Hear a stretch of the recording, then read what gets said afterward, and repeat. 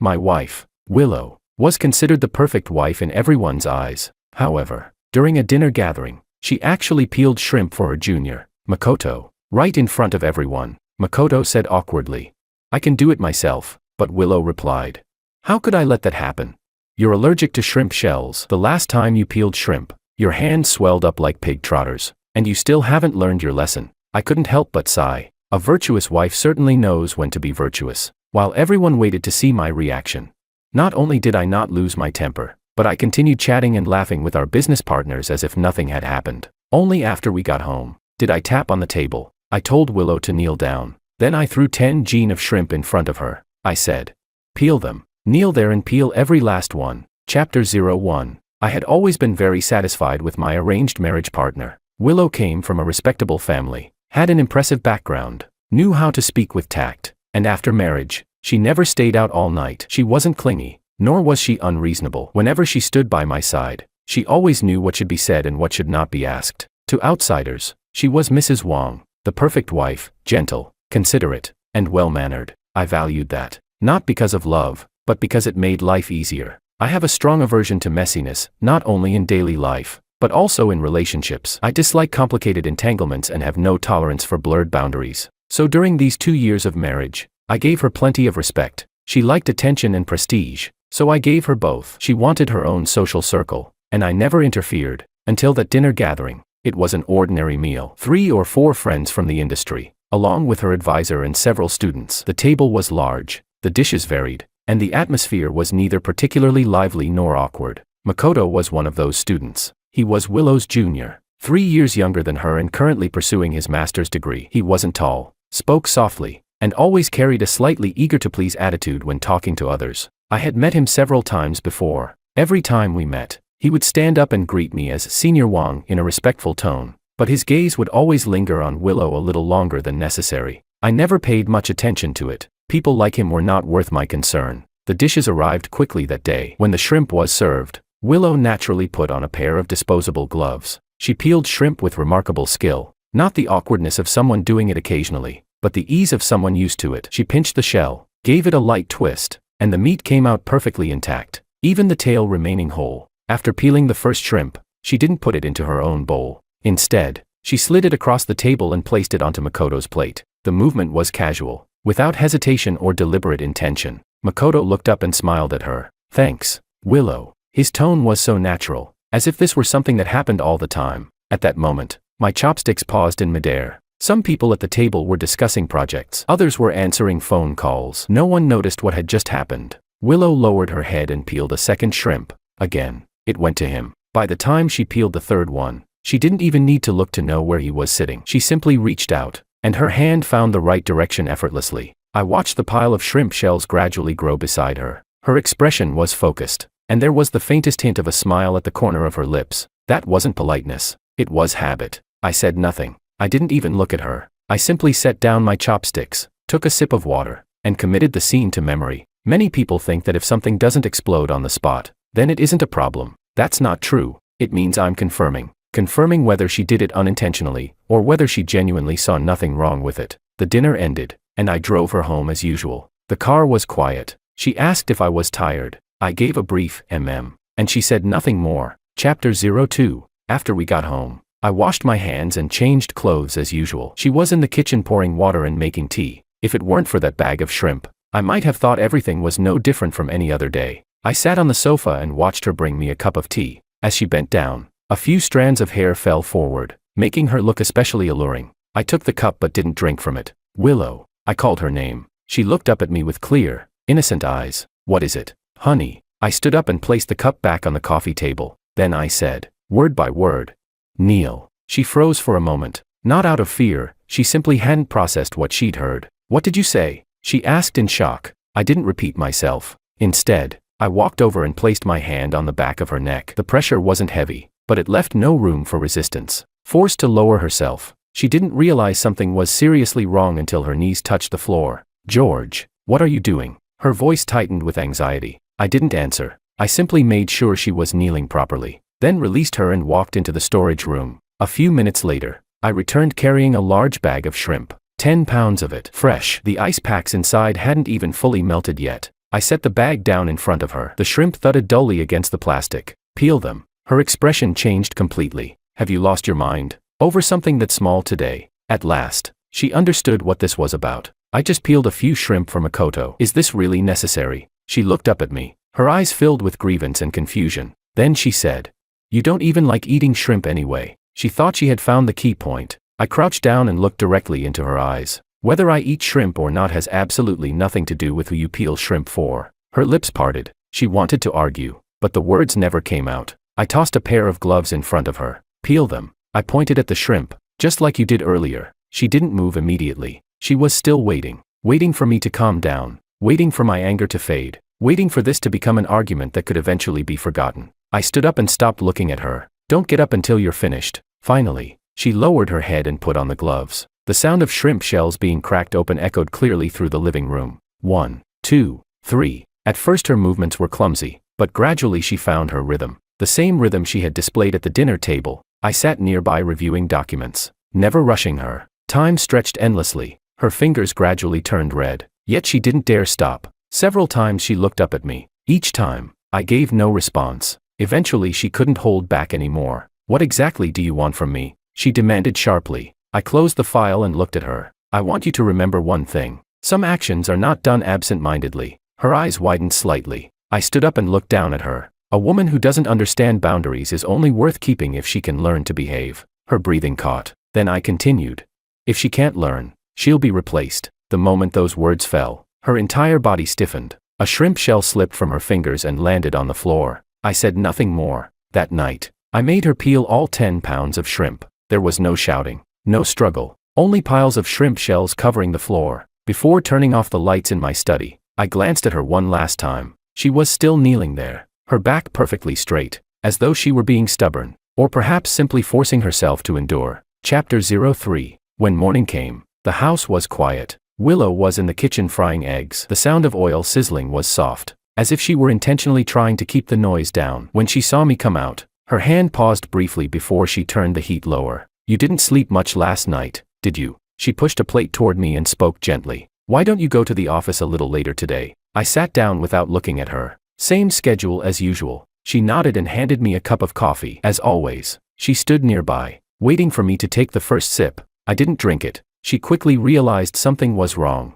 Are you still upset? She smiled slightly, testing the waters. I really wasn't paying attention yesterday. It won't happen again. Her tone was natural, as though she were dealing with a minor mistake that could easily be forgiven. I pushed the coffee cup back toward her. I'm leaving after breakfast. She froze for a moment, then quickly continued. I already apologized. Lowering her voice, she said, you can't keep acting like this forever, can you? I didn't respond. The driver took us to work. Neither of us spoke during the ride. She scrolled through her phone in the back seat, occasionally glancing at me. Several times it looked like she wanted to say something, but she stopped herself. When we arrived at the office, I got out of the car. She followed. Dinner together tonight? She asked. I looked back at her. You should focus on your own plans first. She remained standing there, watching as the car door closed. The expression on her face slowly disappeared. After entering the company, I attended meetings, signed documents, and handled emails as usual. The rhythm of the day hadn't changed. Only a few access permissions had been quietly adjusted.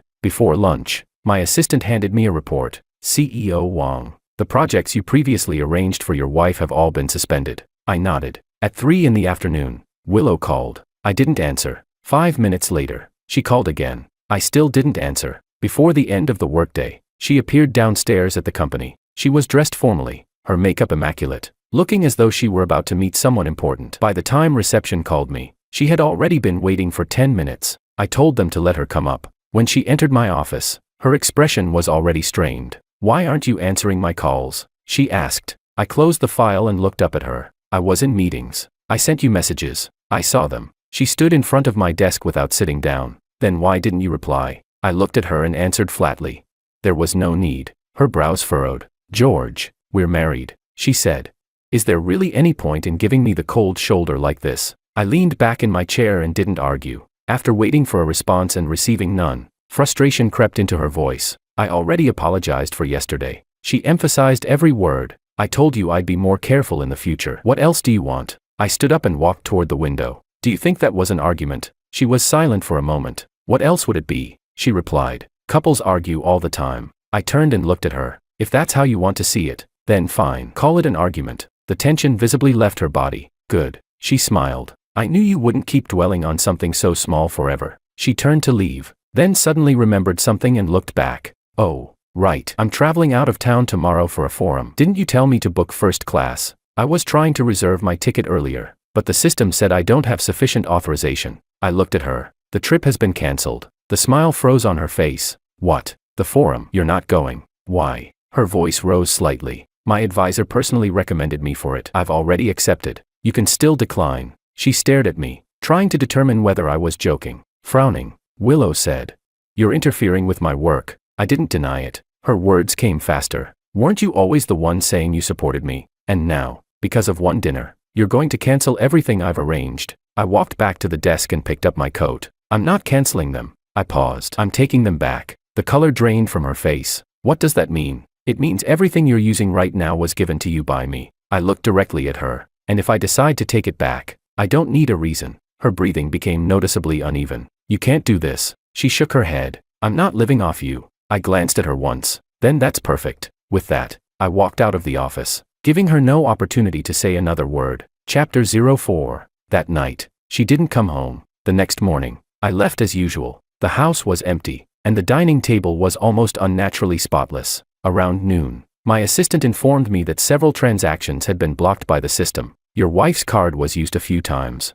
but none of the payments went through." I told him not to do anything about it. That afternoon, Willow sent me a message. "My card isn't working." I didn't reply. A while later, another message arrived. "Is there a problem with the system?" I still didn't respond. By evening, she came directly to the company. This time, she didn't wait for reception to announce her arrival. She stormed straight into my office. "What exactly are you trying to do?" Her emotions were clearly on the verge of breaking loose. I signaled for my assistant to leave. Soon, only the two of us remained. She stared at me and said word by word, "Do you think this is fun? Watching my cards get declined, watching my projects fall apart, and then waiting for me to come crawling back to beg you. Does that make you feel accomplished?" I placed my phone on the desk. "Weren't you the one who said this was just an argument?" My words immediately silenced her. Only then did she lower her posture slightly. "I'm not saying you aren't allowed to be angry." Her voice softened. "But the way you're handling this is too much." I stood and walked toward her. Whether it's too much or not is for me to decide.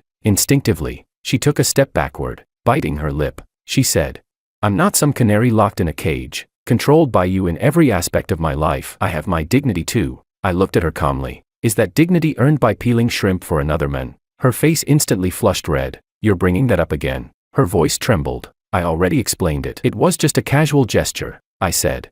"So what comes next?" "A casual kiss." She bit her lip and fell silent. I returned to my seat and reopened my file. "You can keep telling yourself this is just an argument." I didn't even look up. "I don't expect you to understand." She stood there for a long time without moving. Finally, she asked, "When are you going to restore everything?" I looked up. "Restore what?" "The cards, the flights, the schedules." She looked at me steadily. "There has to be some deadline, doesn't there?" I met her gaze. "When you stop treating a matter of principles as if it's merely a matter of emotions." She froze. Then, biting her lip again, she said, "You're punishing me." I didn't deny it. The look in her eyes gradually became unfamiliar. "You weren't like this before." I closed the file and replied word by word.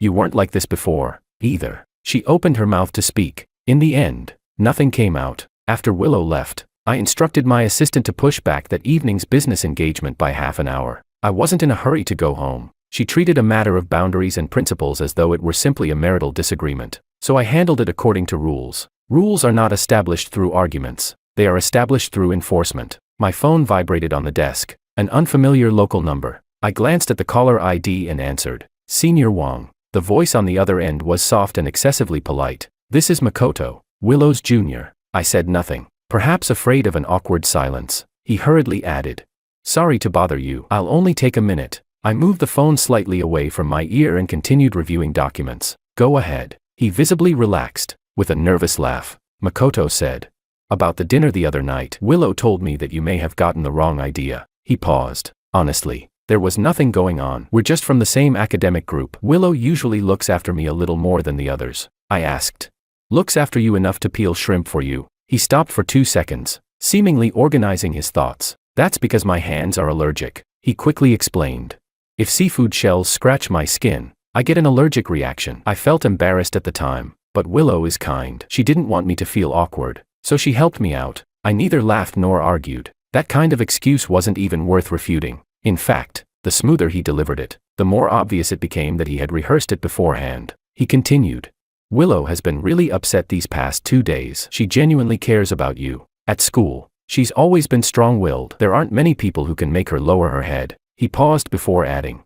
After she went back last night, she kept explaining everything. She said you're very strict with her, and she's willing to change. That crossed the line. He was defending her, speaking on her behalf, and at the same time, quietly trying to paint me as the villain. Chapter 05. I closed the file and spoke evenly. After telling me all that, what exactly are you trying to say? He panicked and immediately denied it. No, that's not what I mean. I just don't want you and Willow to end up unhappy because of me. As if afraid I wouldn't believe him, he sped up his speech. How about this? From now on, I'll keep my distance from Willow. Any project discussions can go through our advisor or the group chat. I won't contact her privately anymore. He sounded very sensible, so sensible that it almost felt like he was giving me instructions. I ignored his declaration and asked only one question. Who told you to make this call? There was another brief silence. Willow doesn't know. His voice lowered. I decided to do it myself. Willow cares a lot about her reputation. She doesn't like discussing family matters with other people. I just felt bad seeing her suffer. He disguised his concern carefully, subtle enough to seem innocent, suggestive enough to be intimate.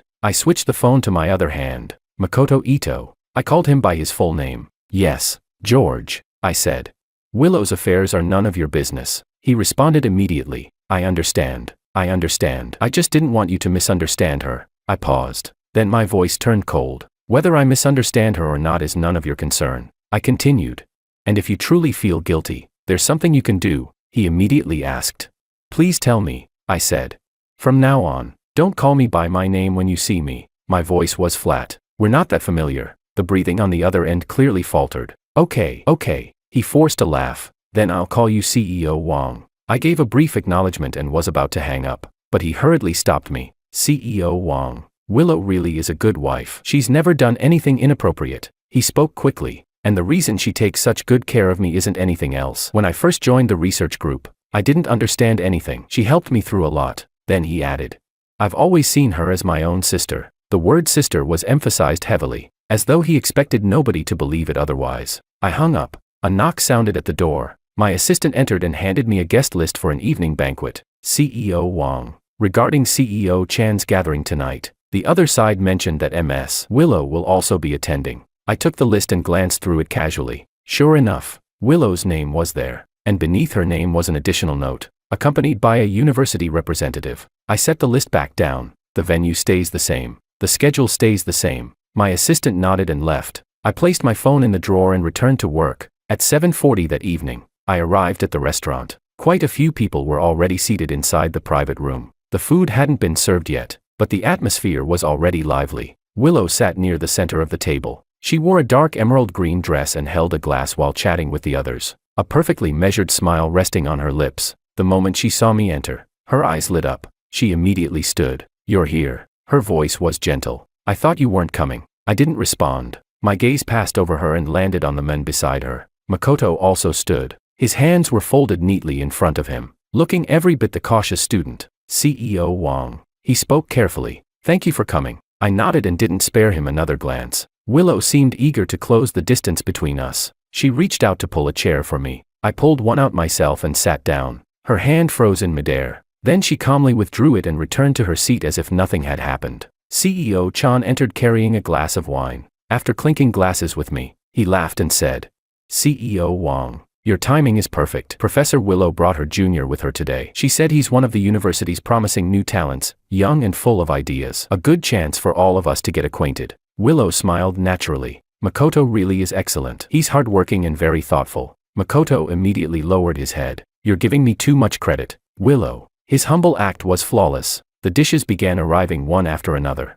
There was shrimp again. Under the table, Willow's fingers moved slightly. Instinctively, she seemed about to reach for a pair of gloves. Then she abruptly stopped herself. She looked up at me. There was a question in her eyes. I showed no reaction whatsoever. Slowly, her hand withdrew. She lifted her teacup and took a sip. The smile on her face became somewhat stiff. Makoto, meanwhile, was very good at making himself noticeable. He took the initiative to pour drinks for the elders at the table, served food, and spoke sparingly. Yet somehow every sentence included either gratitude toward Willow or appreciation for her care and guidance. CEO Chan listened with amusement and eventually joked. Professor Willow really knows how to mentor people. Young men this considerate are hard to find these days. Chapter 06. Willow was smiling, but the corners of her eyes kept drifting toward me. She wanted to see whether I would lose my temper. I didn't. I simply ate my meal and occasionally exchanged a few polite remarks. Makoto probably took my silence as approval, because his confidence gradually grew. Holding a wine glass, he walked over to my side and bent slightly. CEO Wang, let me offer you a toast as well. Then he added, I know you have high expectations for Willow, and that's for her own good, but she's always working so hard to maintain your image in public. Honestly, that's exhausting for her too. The words sounded sincere, as if he genuinely felt sorry for Willow. I looked up at him. Are you very close to her? He gave an awkward smile. We're from the same academic group. We work together a lot. I asked. You work together enough to know whether she's tired or not. I paused. You seem to understand her thoughts quite well. His fingers tightened around the glass. The wine nearly spilled. Willow immediately cut in. George, Makoto is just concerned about me. He's straightforward by nature. Don't take it personally. She responded far too quickly. So quickly that it felt instinctive, as though defending Makoto had become her first reaction. The private room instantly fell silent. Several CEOs exchanged glances. None of them spoke. They simply lowered their heads and drank, pretending they hadn't heard anything. Makoto hurried to smooth things over. CEO Wang. I spoke out of turn. He forced a smile. I just think Willow carries too much on her shoulders. She keeps everything bottled up. I picked up my glass and lightly tapped it against his. I'll drink the wine. Then I looked at him. But there's no need for you to speak on her behalf. He nodded repeatedly. Of course, you're right. Willow's expression darkened. With a smile, she quickly changed the subject, talking about projects and university partnerships. Her enthusiasm was noticeably greater than before, as though she were trying to erase the awkwardness from a few moments earlier. Halfway through dinner, CEO Chan brought up a recent university-industry collaboration project and mentioned that a specific person would need to be assigned as the liaison. Willow immediately responded, I can do it. I'll take responsibility. CEO Chan looked toward me. What do you think? CEO Wang. Does Professor Willow have enough time for it? Without looking at Willow, I answered directly. She doesn't. The room fell silent again. The smile froze on Willow's face. Why? She asked. My tone remained calm. She already has enough on her plate. Willow frowned. Stubbornly, she said.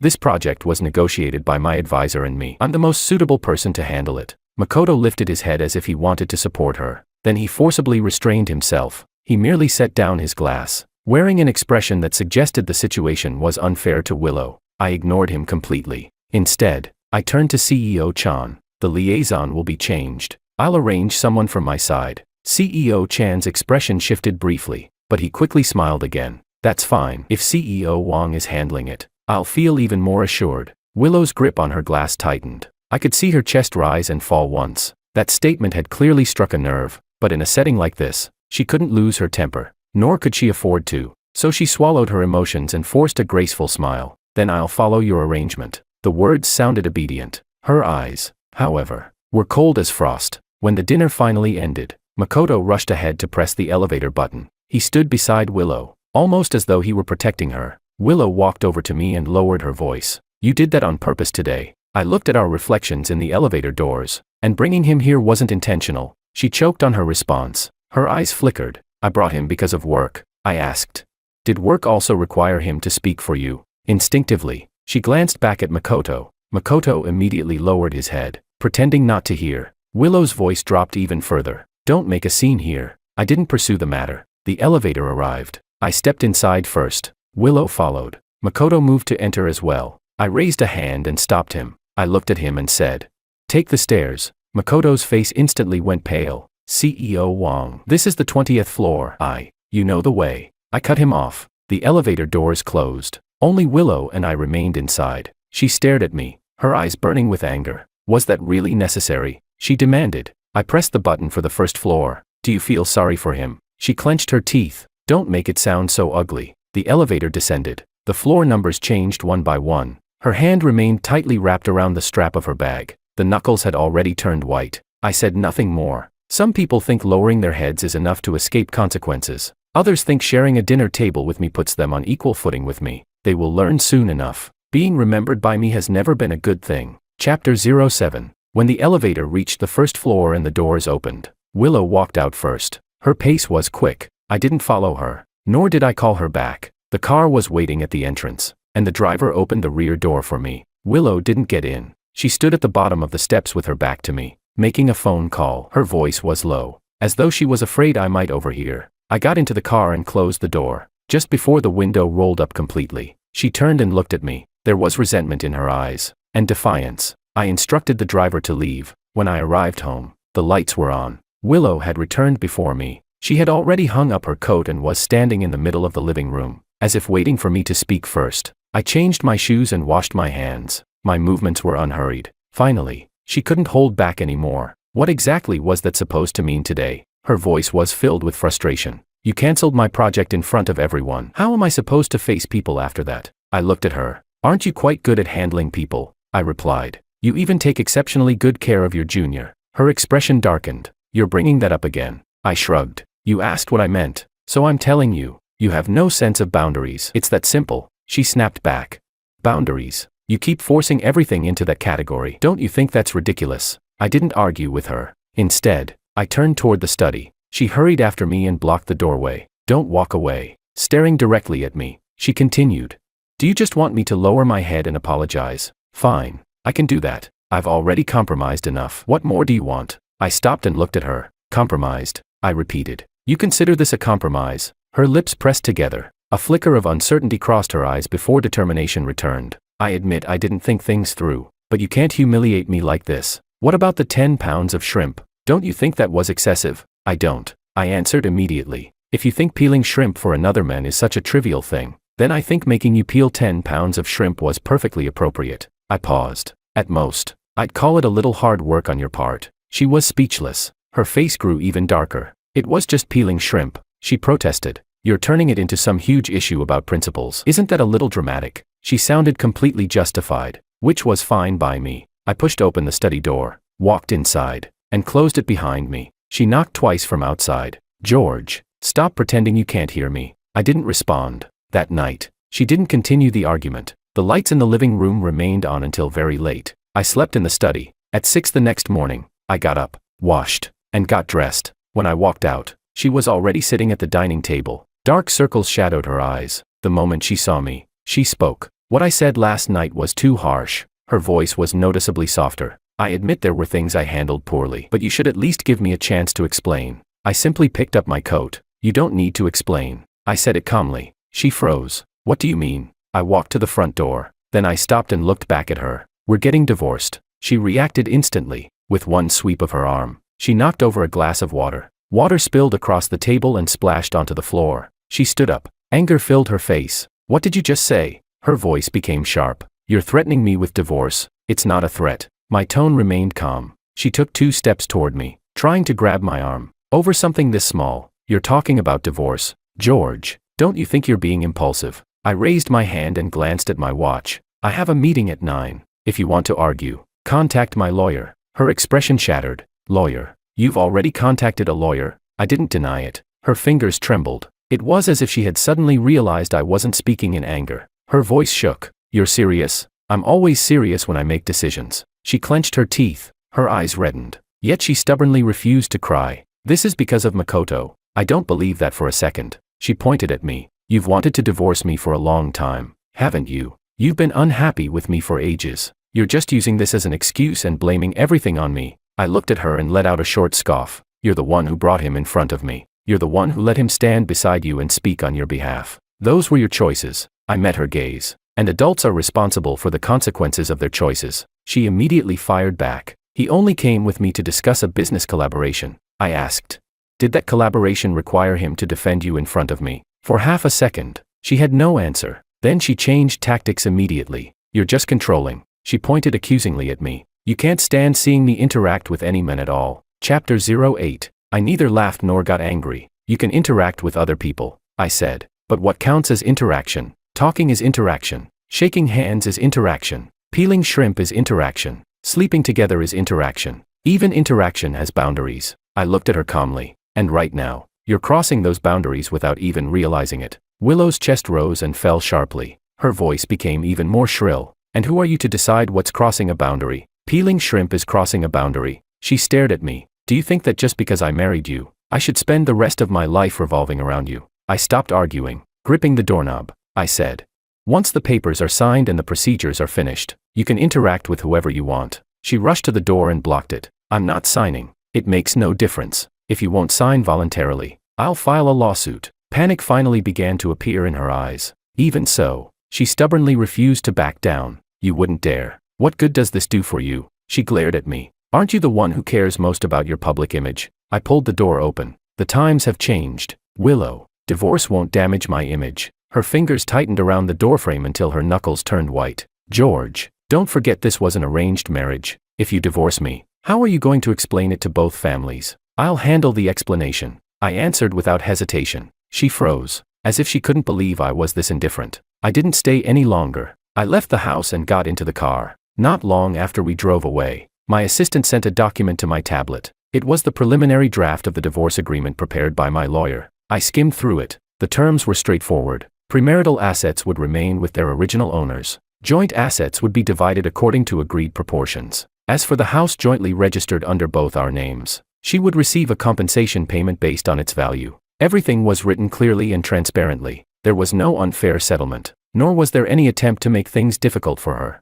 I don't rely on those kinds of tactics. I only wanted a clean break. At 10:30 that morning, the lawyer arrived at the company. We reviewed the details in a conference room. CEO Wang. If Ms. Willow refuses the agreement, we can proceed through litigation. He adjusted the documents before continuing. However, for someone in your position, a negotiated settlement would be much more efficient. I nodded. Start with the agreement. Give her 1 day. The lawyer hesitated. Isn't 1 day a little short? It's enough, I replied. Around noon, Willow finally called. I answered. Her voice sounded tightly restrained. You were the one who had those papers delivered. Yes. You gave me 1 day. She bit down on the words. What do you think our marriage is? A business negotiation. You don't have to sign, I replied. If you refuse, we'll go through the courts. She fell silent for several seconds. Her breathing became uneven. So this is all just to force me to admit I'm wrong, I answered calmly. What I need isn't your admission of fault. You know how I am. I have a strong aversion to contamination. What I need is a clean relationship.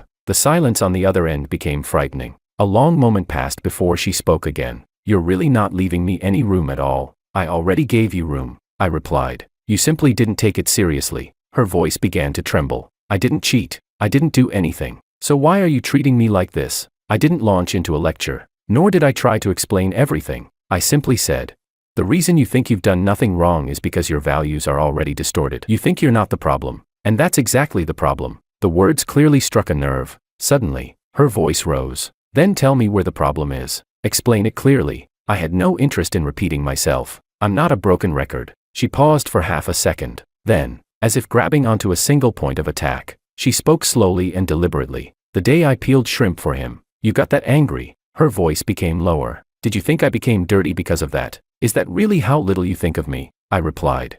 No. You simply have no sense of boundaries. She let out a cold laugh. Boundaries? What kind of boundaries do you expect me to have? He's my junior. He needed help. Am I not even allowed to help him? There are many ways to help someone, I answered. You chose the one that crossed the line the most. Her voice caught for a moment, as though the remark had hit its mark, but almost immediately she raised her voice again. You're blowing this completely out of proportion. Chapter 09. I didn't continue arguing. I simply said, reply to the lawyer before 5 this afternoon. Then I hung up. At 3 o'clock, Willow appeared at the company. This time, she didn't force her way in. Reception notified me first, and only after I gave permission was she allowed upstairs. She wasn't wearing any makeup today. Her complexion looked pale, as if she hadn't had the energy to care about her appearance. Yet her back remained perfectly straight, stubbornly supporting the last traces of pride she refused to surrender. George, standing in front of my desk, she threw the agreement onto it. What exactly is this supposed to mean? I leaned back in my chair. If you can't understand it, ask your lawyer. She stared at me. You're giving me money and compensation for the house. Her voice tightened. Is this supposed to make you look generous? I looked up. It's the proper division of our shared assets. She bit her lip. Her voice softened slightly. You think I'll be grateful for this? You don't need to be grateful, I answered. You only need to sign. Tears gathered in her eyes, but they didn't fall. Do you really not want me anymore? She asked. I corrected her. I'm removing something unclean from my life. She abruptly raised her head. How have I wronged you? Her emotions finally broke through. After I married you, I always protected your reputation in public. I never caused trouble at home. You keep saying I have no boundaries. But have you ever considered that you've never treated me like a real person? You treated me like a decoration. Her voice trembled. Her hands trembled as well. I looked directly at her. I didn't avoid her gaze. Then I said, a decoration doesn't cross boundaries. The word struck her like a blade. The color instantly drained from her face. Can you really be this heartless? She asked.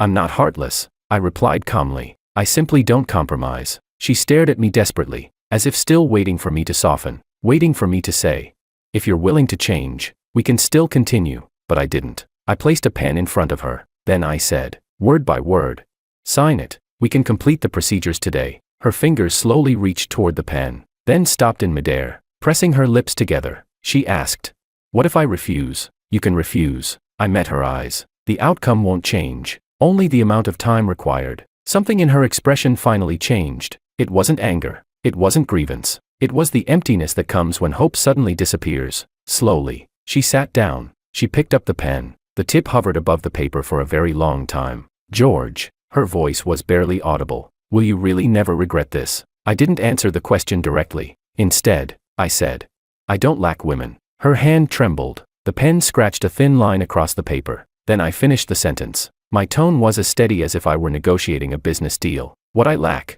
is a woman with clear boundaries. Her eyes had become intensely red. Finally, she lowered the pen and signed her name on the agreement. The moment she finished signing, her hand dropped to her side, as though all strength had suddenly left her body. She looked up at me. Her lips were pale. So this time, her voice was hoarse. It wasn't a threat. I gathered the agreement and pressed the intercom button. Send the lawyer in. Chapter 10. The day the divorce was finalized, I had the driver take a detour to the family estate so I could make everything clear. This had been an arranged marriage, not a love story. Once the process was complete, only a few formal words needed to be said. The relationship had run its course. Our personalities were incompatible. From now on, we would each go our separate ways. The elders on her side of the family didn't look pleased, but no one pressed for details. What they cared about was the outcome and the interests involved. The answer I provided was clear enough. Willow did not return to my residence. She moved back into the apartment she had owned before the marriage. It was in a good location, with tasteful interior design. The property belonged to her. She seemed to think she was merely changing addresses,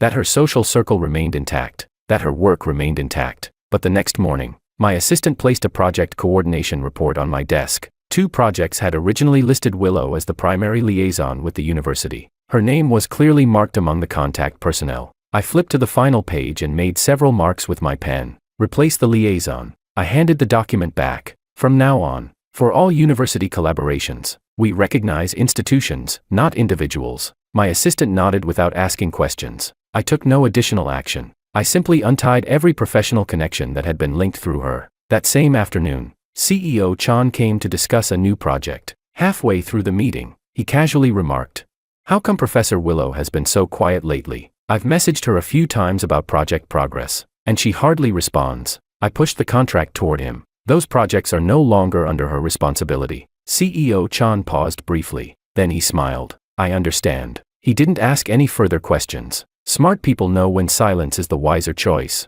On the 3rd day, Willow came looking for me. Not at the company. At a private club I frequented. She was waiting at the entrance. Her outfit was elegant and carefully chosen, but faint dark circles lingered beneath her eyes. Her smile remained graceful. Maintaining it, however, clearly required effort. Can we talk? She asked. I didn't stop walking. Instead, I continued toward the entrance. The agreement has already been signed. There's nothing left to discuss. She quickened her pace and caught up. I'm not here to ask for reconciliation. That made me stop. I turned my head slightly toward her. Then why are you here? She bit her lip. The projects. Her voice tightened. Did you have me removed from them? I answered with a single word. Yes. No explanation. No elaboration. Immediately, anxiety flashed across her face. Those partnerships were negotiated by me. My advisor has been asking why I was suddenly replaced. I don't know how to explain it. I looked at her. The reason you need an explanation is because you've become accustomed to operating through my status. Her expression shifted. Biting her lip again, she replied.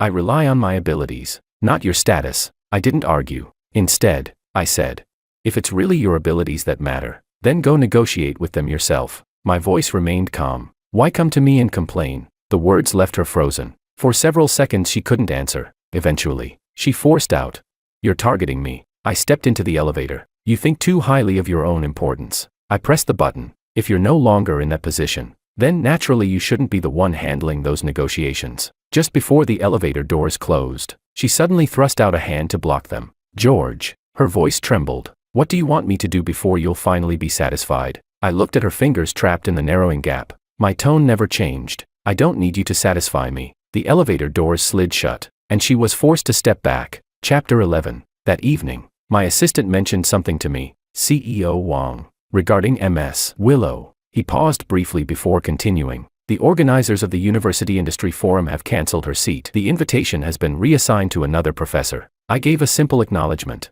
Once resources stopped flowing in her direction, the opportunities naturally went elsewhere. Over the following days, Willow lost her footing. Her carefully arranged schedule, lectures, exchanges, meetings, corporate visits, all of it was disrupted. After all, those opportunities had never truly been hers to decide. Everything depended on whether others were willing to provide her with resources. If they were willing, she had a place at the table. If they weren't, she wouldn't even be invited to sit down. She called me once. I didn't answer. Later, she sent a short message. "I want to meet." I didn't reply. I had no need to maintain appearances with an ex-wife. A week later, Willow appeared in the lobby of one of our partner companies. I had invested in that company, not heavily, but enough to have people on its board. She had gone there to discuss a university joint research project. Under normal circumstances, she should have been allowed in. Instead, she was stopped at reception, not rudely. In fact, the politeness was so flawless that it left her with nothing to attack. "Professor Willow, we're very sorry."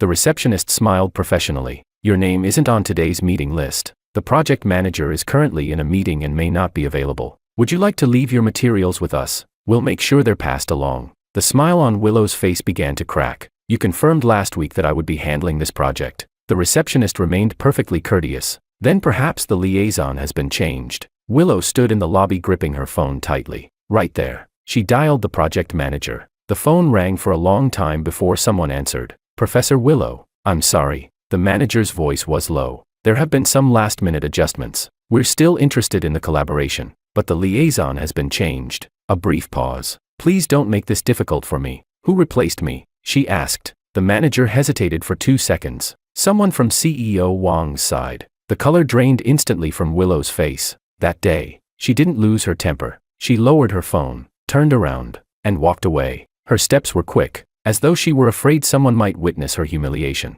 The next day, she went to see her advisor. Her advisor was an elderly professor known for his gentle temperament. He always left room for people to save face. But that day, he asked only one question. "Have you allowed personal problems to interfere with your work?" Willow's lips moved. "No." The professor looked at her and sighed. "I don't care what problems you're having at home." His voice remained calm. "But people have stopped extending you the same courtesy they used to. You should think carefully about why." Willow's fingers tightened around the strap of her handbag. She wanted to argue, yet she realized she had no evidence with which to defend herself. Everyone's attitude toward her seemed unchanged, and yet completely different. Before, people had eagerly opened doors for her. Now, they politely stepped aside. That kind of distance was the most painful, because it didn't look like an attack. It looked like everyone was simply following procedure. She began trying to repair the situation through other means. She contacted corporate executives she had once shared tea and conversations with, inviting them to meals, requesting meetings. Their responses were courteous. "I've been very busy lately." Another time, she reached out to wealthy socialites who had once treated her warmly at dinner parties. They responded just as politely. "My child has been sick recently." Another time. In a single day, she could hear the phrase "another time" more than a dozen times. Yet she couldn't secure a single lunch appointment. Only then did she finally realize something. Most of the people she had considered friends had never truly been her friends at all. They had simply been treating her as Mrs. Wang. Chapter 12. Once the title was gone, the doors closed with it. Willow began to panic. She went through her entire contact list, reaching out to everyone she could, anyone she could meet. She met. The harder she tried, the more desperate she appeared. People no longer looked up to her. Suddenly, she had become the one asking others for favors. It was a feeling she hated. She endured it for several days before finally calling Makoto. The first call went unanswered. She called again. Still no answer. She sent him a message. "I want to see you. Come out for a moment." Half an hour later, Makoto replied. "Willow, I'm busy. Let's talk later."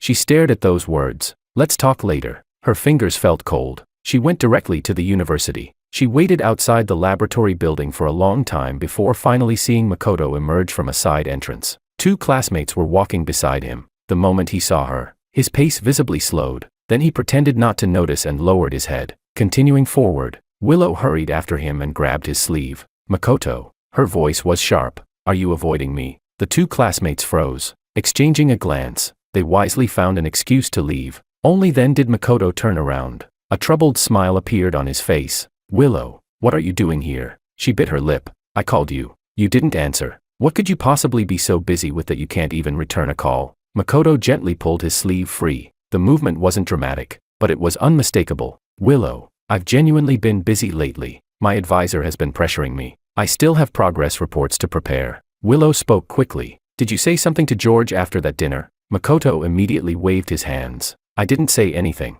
Willow stepped closer. "You called him. Don't bother denying it." For a split second, Makoto's expression changed. Then the innocent look returned. "Willow, I was worried the 2 of you would have conflict because of me." His voice lowered. "I only wanted to help mediate between you. I had good intentions." "Good intentions?" Willow let out a cold laugh. "If your intentions were so good, why didn't you ask me first?" Makoto's gaze shifted away. "I didn't think that far ahead." Willow stared at him, as if she were seeing him clearly for the first time. "I've lost projects. My speaking invitations have been cancelled. I can't even get meetings anymore." Her voice tightened. "You say you meant well. Then can you help me now?" Makoto's shoulders subtly shrank. "Willow, what could I possibly do about something like this?" His voice became even softer. "As for CEO Wang," he hesitated. "Once he makes a decision, nobody can change his mind." Willow's eyes instantly reddened. Biting her lip, she said, "Weren't you so confident that night? Weren't you the one speaking for me? Weren't you the one explaining my feelings?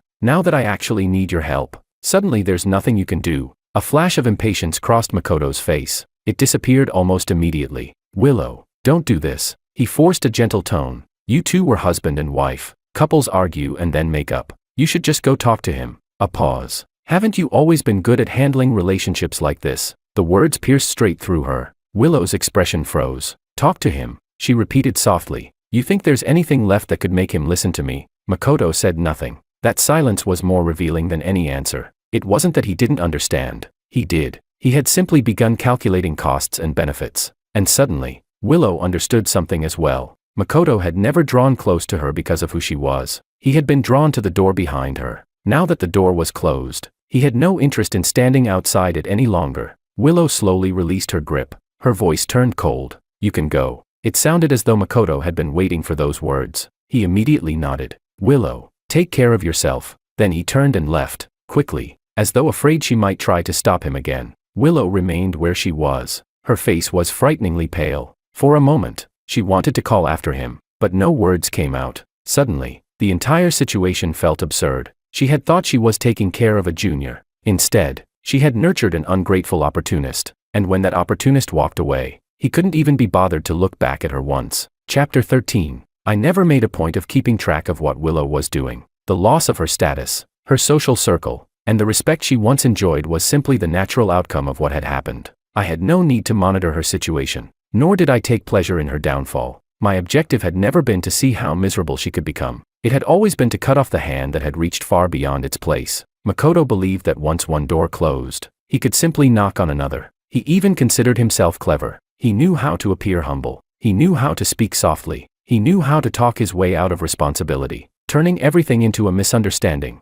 as though that somehow made him untouchable. But in the real world, nobody is interested in debating excuses with you. That afternoon, I asked my assistant to place a file on my desk. There was no scandal in it, no dirty tricks, just several public event registration forms, invitation confirmations, event correspondence emails, and a few signed receipt records, all traces he had left behind himself. Using Willow's name, he had contacted a company and claimed they were organizing a university industry collaborative project exhibition that required sponsored booth space. The company had copied one of our partnership managers on the email. The wording was very clear: Professor Willow's team, Student Ito responsible for execution. The problem was that no collaborative exhibition had ever been approved by us. On one of the registration forms, he had even listed a title for himself: Wang Group Cooperative Project Coordinator. At first glance, it seemed insignificant, but it was enough to make uninformed people assume he had official authorization. My assistant asked, "Should we issue a clarification letter?" I shook my head.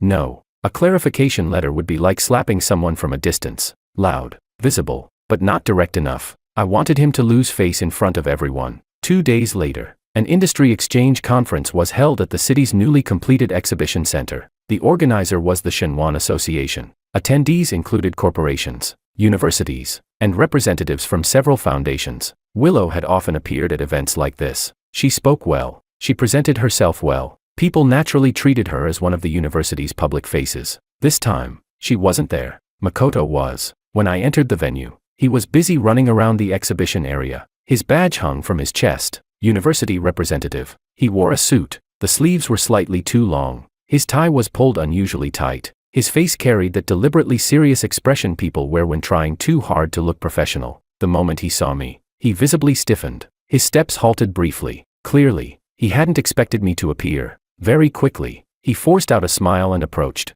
CEO Wang, you're here as well. His voice was deliberately lowered. I didn't expect to run into you here. I ignored the greeting. Instead, my gaze moved to the booth sign behind him. The university's name was displayed prominently. Next to it were the logos of 2 corporations. One of them happened to be the company in which I had invested. I asked, "You're responsible for this booth?" His eyes flickered away. "Oh, He hesitated. "I'm just helping out." I looked at him. "Helping out?" Then I glanced at his badge. "You've helped yourself into becoming a university representative." The smile froze on his face. 2 association officials happened to be passing nearby. Upon hearing my question, they slowed their pace. Immediately, Makoto lowered his voice. "CEO Wang, could we discuss this privately?" I looked at him calmly. "Aren't you the one who enjoys speaking on behalf of other people?" I paused. "Now that it's your turn, suddenly you want privacy." His face instantly turned red. "That's not what I mean." He hurried to explain. "I just don't want this to affect Professor Willow's reputation." He was still calling her Professor Willow, as if saying her title aloud could somehow continue protecting him. I stopped paying attention to him and walked straight toward the main conference hall. One segment of the event involved project presentations. Several organizations would present their collaboration achievements and future plans on stage. Makoto had been scheduled third. His name appeared clearly in the conference handbook. University Project Execution Representative. I sat in the front row. Beside me were the association's Secretary General and 2 corporate executives. When the host introduced the third speaker, Makoto stepped onto the stage, holding the microphone. He took a deep breath and bowed. "Distinguished professors, leaders, and corporate partners, good afternoon. My name is Makoto, and I come from..." Before he could finish the sentence, murmurs had already begun spreading through the audience, because the project title he announced was nearly identical to the one Willow had previously negotiated. Only the subtitle had been changed. He advanced to the second slide of his presentation. Printed at the bottom of the page were the words, "Joint Exhibition, Wang Group Collaborative Project, Chapter 14. I heard one of the corporate representatives beside me clear his throat and turn to look at me. I set down my pen and raised a hand toward the host. The host froze for a moment before handing me the microphone. "CEO Wang, do you have a question?" I stood up. My voice wasn't loud, but it carried clearly throughout the hall. "There are several matters I would like to clarify." I paused. "First, has this project received authorization from my company to use our corporate name as a joint exhibitor?" The expression on Makoto's face changed instantly. His grip tightened around the microphone and then loosened again. The color drained from his lips. The host turned toward the association's Secretary General. The Secretary General was equally stunned. Clearly, he had not expected this situation. I continued. "Second, Mr. Ito listed his position in the registration documents as Collaborative Project Coordinator." I looked directly at the stage. "Who appointed him to that position? Where is the appointment document?" The room fell silent with remarkable speed. Some people began flipping through the conference handbook. Others stared at Makoto on the stage. His eyes darted around briefly. Still, he forced a smile. "CEO Wang, there may have been a mistake during registration." His voice was becoming unstable. "I'm only a student. How could I possibly?" "Then let's discuss the third issue." I cut him off. "When contacting external companies, you used Willow's name. You copied our company representatives on those emails." I paused. "And you wrote, Professor Willow's team, Student Ito responsible for execution." My gaze remained fixed on him. "Who authorized you to write that?" Makoto swallowed hard. His Adam's apple moved visibly. He opened his mouth to explain, then seemed to realize that any explanation he gave could easily contradict something else. The humble, harmless persona he usually relied on was useless here. The host's expression grew increasingly awkward. Trying to ease the tension, he quickly said, "CEO Wang, perhaps this is simply a misunderstanding. We can discuss it after the conference." I raised a hand. The host immediately fell silent. A misunderstanding is possible. I looked toward the stage, but even misunderstandings have causes. Then I addressed Makoto directly. Makoto, you can explain it clearly in front of everyone. My voice remained calm. Did you use your identity as Willows Jr. to present yourself as the university's designated liaison? The last traces of color vanished from Makoto's face. Instinctively, he looked toward a section of the audience, as if searching for someone who could save him, but Willow wasn't there. The shadow he was looking for no longer existed. A corporate representative in the audience frowned. CEO Wang, if this is true, we'll need to reassess the risks of this collaboration. Another attendee from a foundation spoke up as well. There's nothing wrong with a student representative presenting on stage. He adjusted his glasses. But you cannot make commitments to external parties using authorization that doesn't exist. Makoto panicked. He pulled the microphone closer. His voice trembled. I never made any commitments. I was only responsible for implementation. I just assumed Professor Willow had approved it. Assumed. I repeated the word. Then I took out my phone. Opening an email, I handed it to the Secretary General beside me. This is the coordination email you sent. I looked back at Makoto. It contains the phrase Wang Group Joint Exhibition. I paused. Did you add those words yourself? Or did someone instruct you to add them? Chapter 15. The Secretary General only glanced through the email twice before his expression darkened immediately. The moment Makoto saw that reaction, his panic became even more obvious. He tried to steer the conversation back toward the familiar defense of good intentions. CEO Wang, I truly didn't mean any harm. His voice shook slightly. I just wanted to make the project better. I wanted the resources. I cut him off. Resources aren't something you can simply reach out and take. I remained where I was, my voice calm. If you want resources, you apply through proper procedures. If you want a joint exhibition, you obtain legitimate authorization. I looked directly at him. What you're using right now is someone else's name, someone else's relationships, someone else's position. Makoto's eyes reddened. Still, he forced himself to continue. I work hard too. Every day I'm running experiments and writing reports.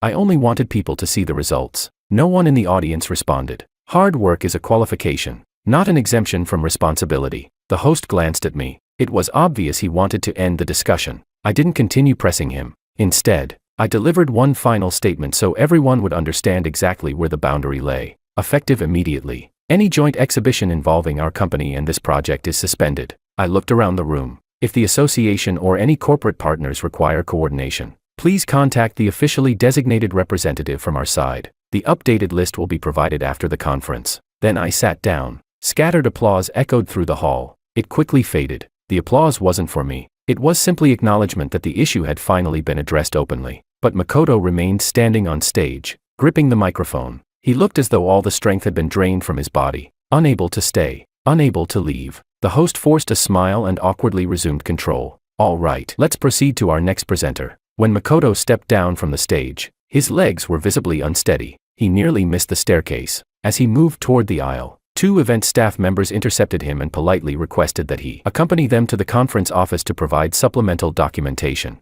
He looked up and saw me. For the first time, there was no eagerness to please in his eyes, only panic and resentment. I didn't acknowledge the look. Instead, I turned back to continue discussing projects with the corporate executive beside me. The entire incident was nothing more than sweeping a piece of dirt off the table. After the conference ended, many people passed by and stopped to greet me. One person asked, CEO Wang, that student just now, isn't he Professor Willows Jr.? I answered. He used to be. The men immediately understood. I see.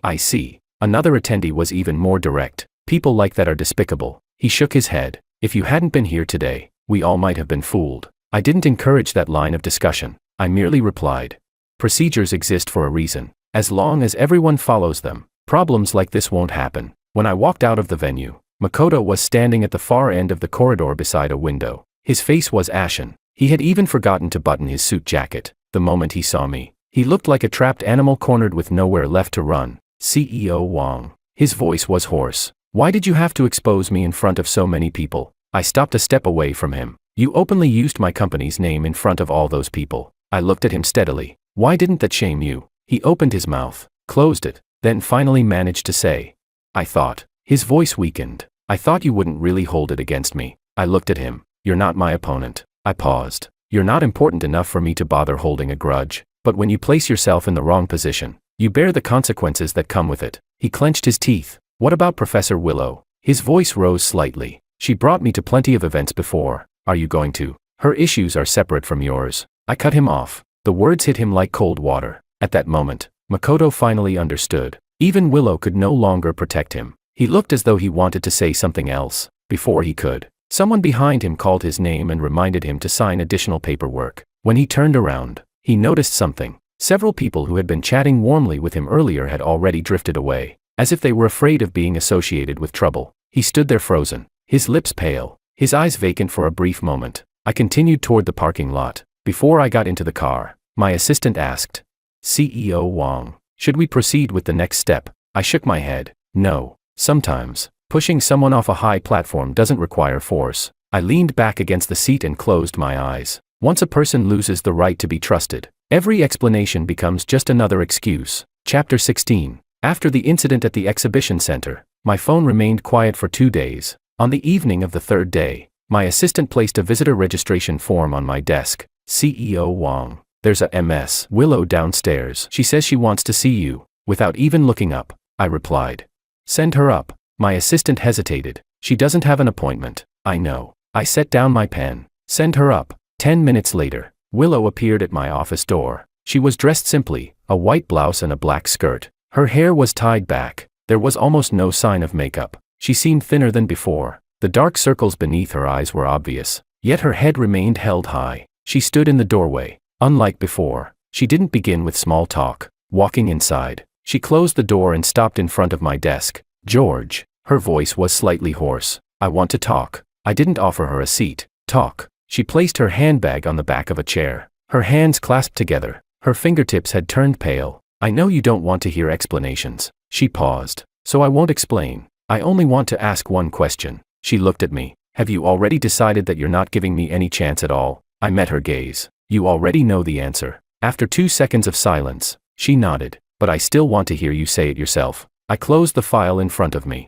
"I already gave you a chance." Her lips moved slightly. Then, she swallowed. "What if I'm willing to change?" I didn't answer immediately. She seized upon the silence. "I can change." Her words came quickly. "I really can. I won't contact Makoto anymore. I won't bring him to any events. I won't let him appear in front of us again." She looked at me desperately. "If you think I've done something wrong, I'll change it however you want." She sounded serious, so serious that it felt like she was presenting a formal proposal. I looked at her. "Why are you saying all this now?" She froze. "For us." A faint smile crossed my face. I slowly shook my head. "No, we're already over." I looked directly at her. "What you're asking for now is a return to the past." Her eyes reddened. Her voice dropped. "I don't want to be replaced." I raised my gaze toward her. "The person you've always cared about most is yourself." The word struck a nerve. Immediately, she tried to deny it. "No, it isn't." "Yes, it is." My voice remained calm. "You became accustomed to being Mrs. Wang. You became accustomed to people treating you politely. You became accustomed to being viewed as the face of something important." I continued.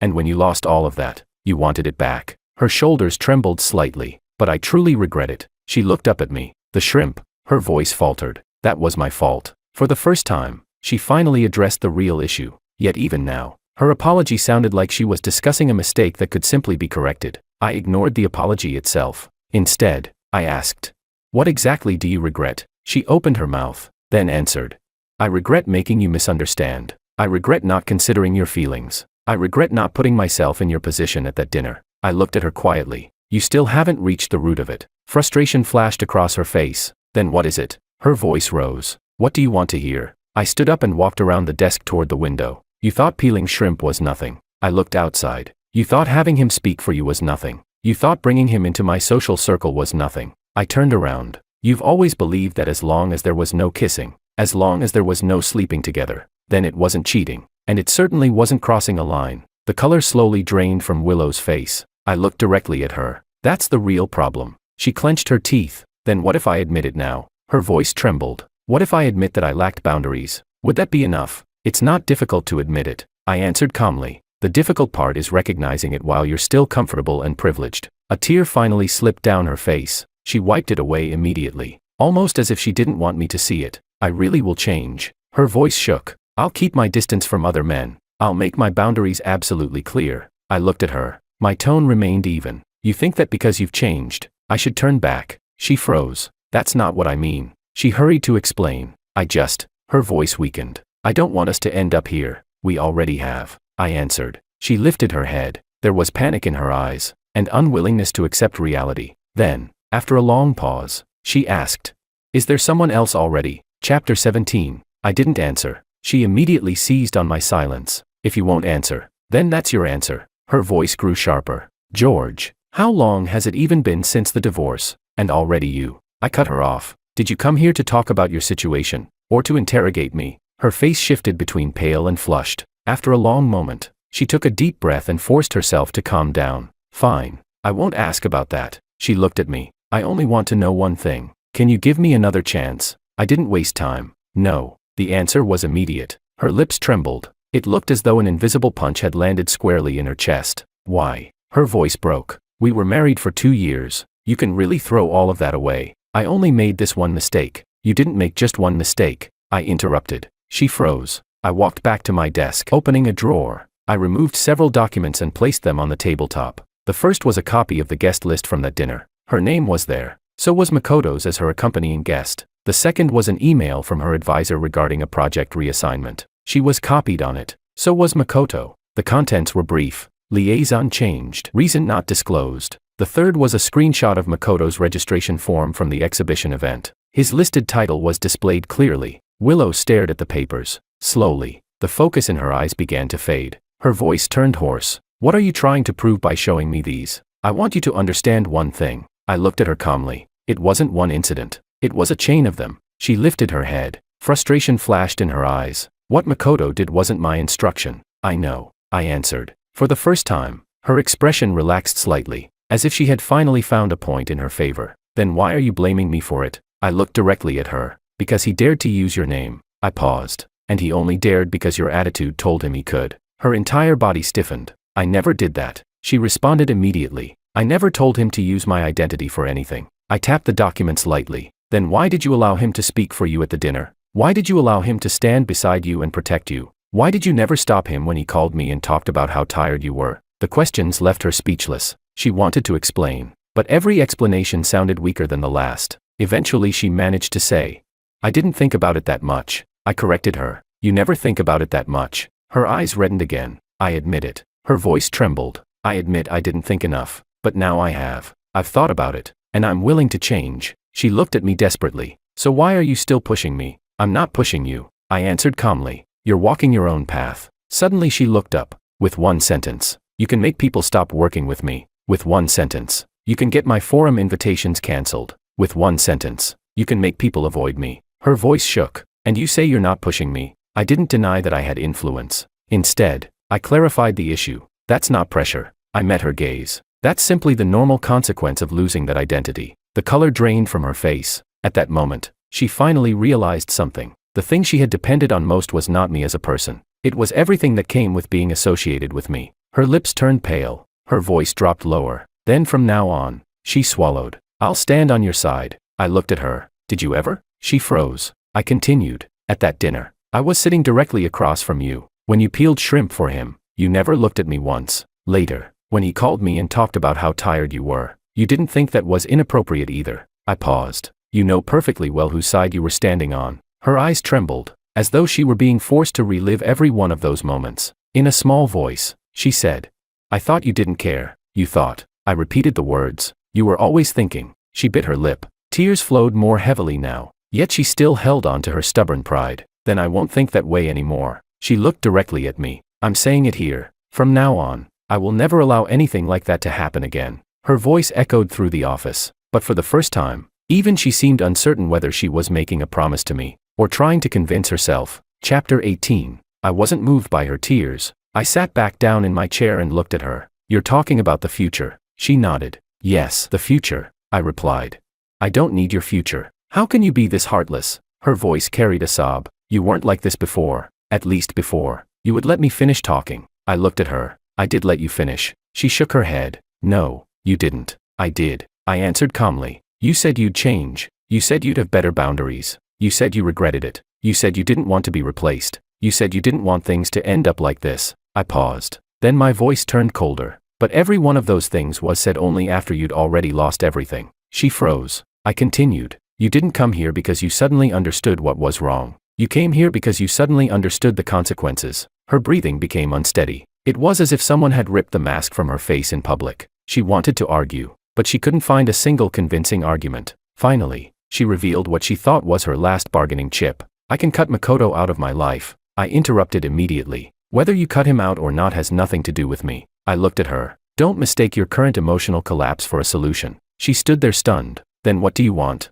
The words nearly came out as a shout. What exactly do I have to do before you'll let me go? I looked at her. My tone remained calm. I already have. She couldn't understand. Confusion filled her eyes. I pointed toward the agreement. The assets were divided according to the rules. I didn't touch what belongs to you. Your future is your own to manage. I even preserved the dignity you wanted. Then I continued. The reason you're asking me to let you go is because you've mistaken the loss of resources for me targeting you. Her lips trembled violently. For the first time, the anger disappeared from her eyes. What replaced it was genuine fear. At last, she realized something. What she wanted wasn't merely reconciliation. What she wanted was for the door of the Wang family to open again. And it never would. Willow stood there for a long time, as though every ounce of strength had been drained from her body. In a low voice, she said, "It's not that I never thought it was wrong." She swallowed. "I just thought you would tolerate it." I looked at her. There. My voice was quiet. "You finally said it." She raised her head. Her vision blurred with tears. "I really do know I was wrong." I didn't continue arguing about the word wrong. Instead, I called her name. Willow. She held her breath. Then I said, "It wasn't that you made one mistake." I paused. "You never believed it was wrong from the very beginning." The words settled between us. Her expression shattered completely. She opened her mouth, trying to say something. In the end, only a faint breath escaped. For a moment, it looked as though she wanted to leave, yet she couldn't bring herself to. The tip of her shoe brushed lightly against the carpet. Then she asked, "What about my future?" Her voice was so soft that it felt as though she had pressed down the last remaining fragment of her pride. I pressed the intercom button. "Please see our guest out." The assistant entered almost immediately and stood politely by the door. Willow looked at the assistant, then at me. Her face was pale, yet she still straightened her back. Picking up her handbag, she walked toward the exit. At the doorway, she stopped. She didn't turn around. "George," her voice was barely above a whisper, "you're really not leaving me any room at all." Chapter 19. After Willow left, I put all the documents on my desk back into the drawer. Not because I needed to vent any emotions, simply because the matter was finished. Many people assume that revenge must be accompanied by emotional outbursts. In reality, it doesn't. The true reckoning often begins when the other person realizes that you are no longer participating in their life. That sense of weightlessness lasts far longer than any argument. After that, my life gradually returned to its normal rhythm. Meetings, business trips, project development. Everything moved along its predetermined track. Occasionally, my assistant would report some developments from the sidelines. I listened, and offered no comment. As for Makoto, he quickly disappeared from view. The event lists he had once managed to slip into began changing frequently. Responses to his emails became slower. Collaboration invitations were quietly postponed. He tried reappearing under different labels: student representative, project assistant. None of it worked. Not because I was going around warning people about him, but because after being exposed publicly at that conference, everyone understood one thing: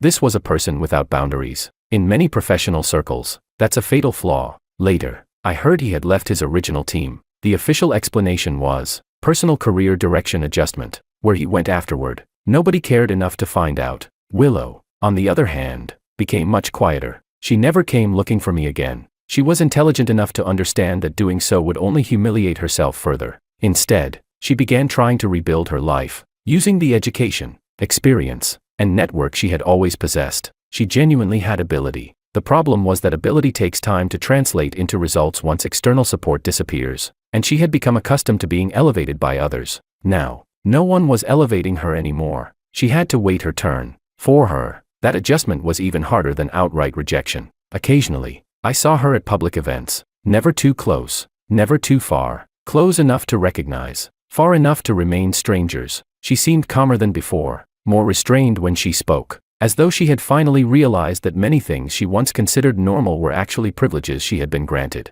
When she looked at me, there was no longer any emotion, only distance. She finally understood that I would never turn back, and I truly never looked back at her again. The space left behind in my life remained empty for a while. I wasn't in a hurry to fill it. I had no need to prove anything through a new relationship. But life doesn't stop moving. At a business dinner, I met Anna. She was the legal director for one of our partners. Early 30s, concise in conversation, neither eager to approach people nor deliberately distant. We sat at the same table. Throughout the entire evening, she spoke only about work, no personal topics. When the dinner ended, she stood up, nodded politely to me, and left without adding a single unnecessary word. The next day, she sent the required documents through the proper corporate channels. No greetings, no small talk. I appreciated that sense of boundaries. Over the next several interactions, everything remained straightforward. Discuss business, finish business, leave separately. One evening, after a meeting ran late, she casually asked, "Would you like to grab a simple meal downstairs?" Her tone was natural, not probing, not suggestive. I agreed. During dinner, she didn't ask about my past, nor did she deliberately avoid it. She only said one thing: "Working with you is very easy." I replied, "You have excellent boundaries." She smiled. "Isn't that the minimum requirement?" After that, we began seeing each other seriously. There was no drawn-out stage of ambiguity, no emotional tug-of-war. She understood clearly what I needed, and I understood clearly what she could offer. If it worked, we continued. If it didn't, we ended it. That kind of relationship felt comfortable to me, not because Anna was better than Willow, but because from the very beginning, she stood exactly where she was supposed to stand. Time continued moving forward, and eventually, everything settled into place. Chapter 20. I no longer heard news about Willow, nor did I hear Makoto's name anymore. Occasionally, someone would mention them in passing. "Oh, the former Mrs. Wang. I heard she's handling projects independently now." I would simply nod. Past relationships don't need to be settled over and over again. They've already expired. One evening, I returned home. The kitchen was spotless. Anna stood at the counter, placing freshly peeled shrimp onto a plate. Her movements were efficient and precise. She wasn't wearing gloves. The shrimp shells came off cleanly. Nothing elaborate about the technique. She placed the shrimp into a pan and turned to look at me. "Do you want some?" "You can have it," I replied. She nodded, and didn't ask again. Throughout the entire process, she never moved closer to me, nor did she instinctively place anything in front of me. She simply focused on what she was doing. In that moment, I suddenly realized something. What I called a cleanliness obsession was never about rejecting closeness. It was about rejecting disorder, rejecting ambiguity, rejecting people who crossed boundaries while pretending they had done nothing wrong. I sat at the dining table and watched her bring the dishes over. The lighting was clean. The aromas were clear. Everything felt exactly as it should. And at that moment, I became certain of one thing. People who have no sense of boundaries do not deserve a place beside me.